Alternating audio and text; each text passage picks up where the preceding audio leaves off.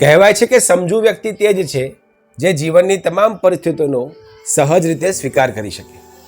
નમસ્કાર મિત્રો, હું છું જયમીન જોશી. સ્વાગત છે આપનું જયવાદમાં. મિત્રો, આજની વાર્તા એક વ્યક્તિની છે. એક વ્યક્તિ દરિયાની કાંઠે જઈને બેસી ગયો. તેને નાહવું હતું, પરંતુ દરિયાના મોજાને જોઈ તે ગભરાઈ ગયો અને દરિયાના કાંઠે બેસી રહ્યો. 2 કલાક સુધી તે ત્યાં બેઠો હતો.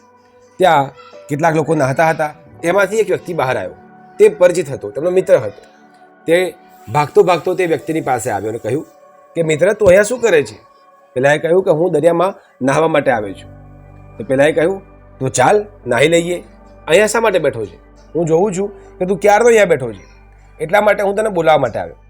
પેલાએ કહ્યું કે ના, દરિયાના મોજા ખૂબ ઝડપી આવે છે, એ થોડા શાંત થાય, એ થોડા બેસે, પછી હું નાહવા માટે આવીશ. પેલા મિત્રએ હસતો જવાબ આપ્યો કે ભાઈ, આ દરિયો છે, તળાવ નથી. દરિયાના મોજા ક્યારે પણ શાંત થવાના નથી. તો જો તેના શાંત થવાની રાહ દેખીશ તો ક્યારે પણ નાહી નહીં શકે. છતાં પેલો મિત્ર માન્યો નહીં અને તેને કહ્યું, ના ભાઈ, મને તો ખૂબ ગભરામણ થાય. હું મરી ગયો તો, દરિયાના મોજા મને ખેંચી ગયા તો, તેના કરતાં તે એકદમ શાંત થાય, ધીમા પડી જાય, પછી જ હું તરવા માટે અંદર આવીશ. પેલો કે ભલે તારી ઈચ્છા, પરંતુ મિત્ર, દરિયાના મોજાનો સ્વભાવ જ છે કે તે ક્યારે શાંત થવાના નથી. તારે જો તરવું હોય, તારે જો અંદર નાહવું હોય, તો તેના મોજાનો સ્વીકાર કરવો પડે. દરિયાના સ્વભાવનો સહજ રીતે સ્વીકાર કરી અને તું નાહવા માટે અંદર આવીશ તો જ તું અંદર તરી શકીશ કે નાહી શકીશ. છતાં પેલો મિત્ર માન્યો નહીં. પેલો કે ભલે તું બેસી રહે, અને પેલા પાછા નાહવા માટે જતા રહ્યા. પેલો વ્યક્તિ ત્યાં ત્યાં બેસી રહ્યો. 1 દિવસ, 2 દિવસ, 3 દિવસ, એમ 2 મહિના સુધી રોજ ત્યાં આવ્યો, પરંતુ તે નાહી શક્યો નહીં, કેમ કે દરિયાના મોજા ક્યારે શાંત પડ્યા જ નહીં. પેલા વ્યક્તિએ આખી જિંદગી બહાર બેઠા બેઠા જ પસાર કરી નાખી. તમને ખબર છે કે સમયનું ચક્ર કેટલું ત્વરિત ચાલે છે. તે ત્યાં બેસી રહ્યા, આખી જિંદગી પૂર્ણ થઈ ગઈ, પરંતુ તે દરિયામાં ક્યારે પણ સ્નાન કરી શક્યા નહીં. મિત્રો, કહેવાનું તાત્પર્ય છે કે જીવનની અંદર જ્યારે આપણે કોઈ પરિસ્થિતિનું નિર્માણ આપણી વિરુદ્ધ થતા દેખીએ તો તેનો સહજ રીતે સ્વીકાર કરવો જોઈએ.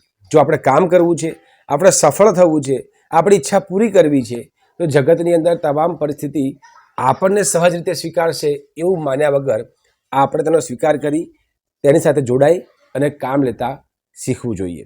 કોઈ પણ પરિસ્થિતિમાં, કોઈ પણ સંબંધમાં, કોઈ પણ કાર્યમાં આપણે જો પરિસ્થિતિનું આંકલન કર્યા વગર તેના સ્વભાવને બદલીને કામ કરવાનો પ્રયત્ન કરીશું તો તે આપણને ક્યારે પણ સફળ થવા દેશે નહીં.